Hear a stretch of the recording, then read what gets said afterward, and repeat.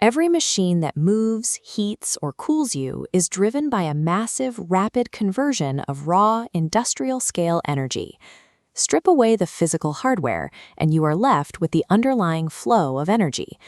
Every physical machine in the universe is strictly governed by 4 unbreakable axiomatic laws. These laws provide the exact mathematical constraints engineers use to calculate how energy behaves in a given system. You interact with them daily. When chemical energy combusts inside a car engine, these laws dictate exactly how much translates into forward motion.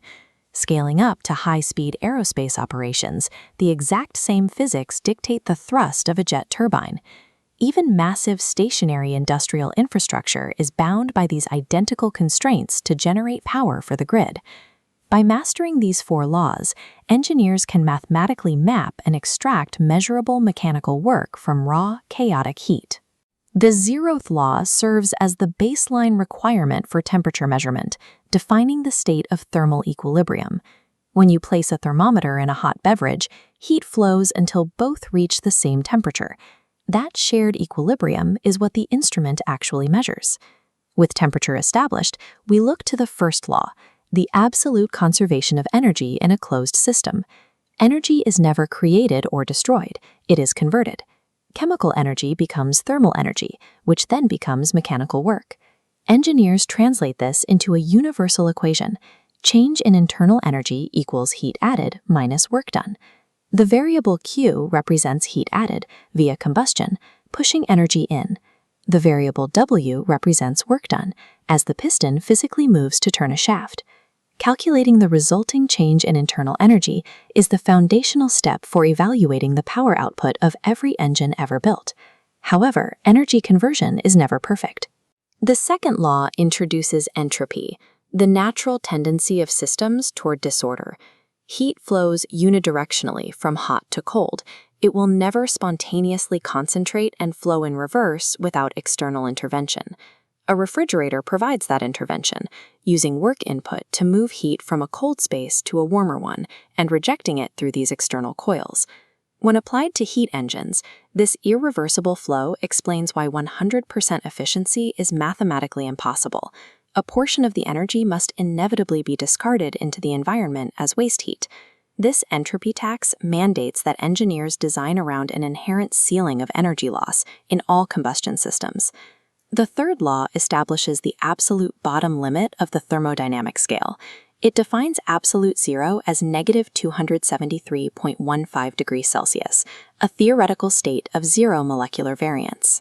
As temperature drops, the entropy of a perfect crystal approaches zero, a state represented by this downward curve. Absolute zero acts as an asymptotic boundary condition, a mathematical baseline that governs our equations, but one that no real-world system can ever fully reach. To evaluate machinery in operation, we must track continuous, repeating mechanical cycles rather than isolated events.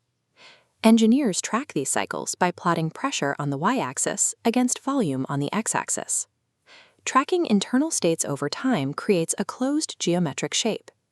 This specific asymmetrical loop represents the Rankine cycle, the primary pathway for continuous power generation. This cycle drives the massive steam turbine rotors that produce the majority of the world's electricity.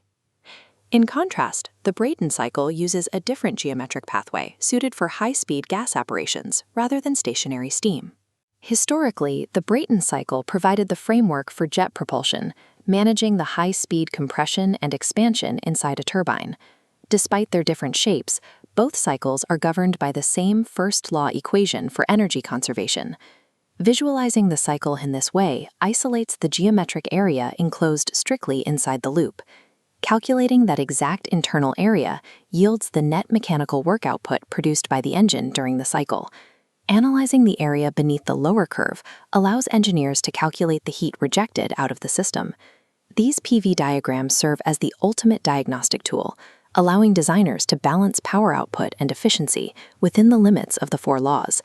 Because of the second law's entropy tax, even the most advanced thermodynamic cycles can never reach 100% efficiency. Carnot efficiency represents the absolute mathematical ceiling. the maximum possible efficiency an engine could theoretically achieve between two temperature reservoirs. Comparing this flawless mathematical ideal against the messy data of physical machines reveals the impact of real-world variables. The geometric gaps between the loops represent energy bled away by friction, heat loss, and the irreversibility of real-world processes. Mastering these four absolute laws and visualizing their boundaries is the prerequisite starting point for all mechanical design. Now that we have mapped the constraints of energy conversion, the next step is applying that resultant force to motion, leading us into the fundamentals of fluid mechanics.